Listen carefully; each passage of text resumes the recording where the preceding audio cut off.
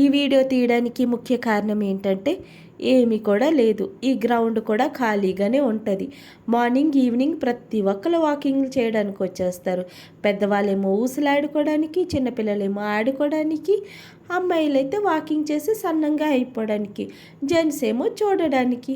సూర్యారావు ఏమో ఎండలతో మండించేస్తున్నారు. ఈ సంవత్సరం ఎండలంటే చాలా తక్కువ అనుకో. ఇక్కడ పెద్ద టవర్ ఉన్నది. ఆ తర్వాత ఒక ట్రాన్స్ఫారం ఉంది. ట్రాన్స్ఫారం దగ్గరికి వచ్చినప్పుడు నా గుండె డగ్ డగ్ డగ్ డగ్ 102 కొట్టుకుంటుంది. ఎందుకంటే అది ఎప్పుడు పేలిపోతుందా అని భయం వేస్తుంటుంది. అయినా జాగ్రత్తగా అడుగులో అడుగేసుకొని నడుస్తుంటాను. ఈ సంవత్సరం సూర్యారావుకి థ్యాంక్ యూ చెప్పాలి. ఎందుకంటే ఎండలు బిల్కుల్ లేకుండా వర్షాలు జల్లులు పడుతూనే హాయిగా ఇచ్చారు. అందుకే థ్యాంక్ యూ సూర్యారావు గారు అనుకొని ప్రార్థన చేసుకున్నాను.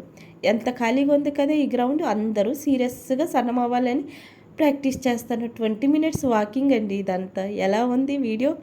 ఇంకొక విషయం ఏంటంటే మనకి పాకిస్తాన్కి చిన్న ఘర్షణ జరిగింది కదా, అనేటప్పుడు ప్రవచన్ చెప్పడానికి ఇక్కడికి వస్తారనుకున్నారు. అయితే ప్రవచన్ క్యాన్సిల్ చేశారు. ఎందుకంటే ఆ ఘర్షణలో సీరియస్ అయిపోయి ఎవరు బాంబులు వేసేస్తారని భయం వేసి ఆపేశారు. ఎందుకంటే శంకరాచార్య గారు వస్తారనుకున్నారు. 108 హవన కుండలు ఇక్కడ తయారు చేశారు.